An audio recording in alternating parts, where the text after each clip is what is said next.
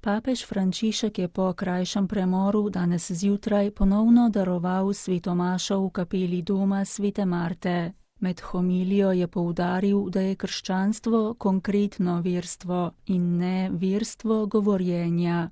Ni sestavljeno iz hinavščine in nečimrnosti. Krščansko življenje je konkretno, Bog je konkreten.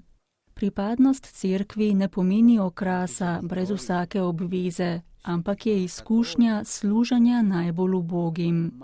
Sveti oče je povezal odlomek iz knjige preroka Izaija z odlomkom iz Matejevega evangelija. Na podlagi obeh je razložil evangeljsko dialektiko med govoriti in delati. Jezusove besede razkrinkajo hinavščino pismoukov in farizejev. Učence in množico Jezus vabi, da bi se držali tistega, kar jih le-ti učijo, a da se ne bi ravnali po tem, kako delujejo. Gospod nas uči poti delovanja.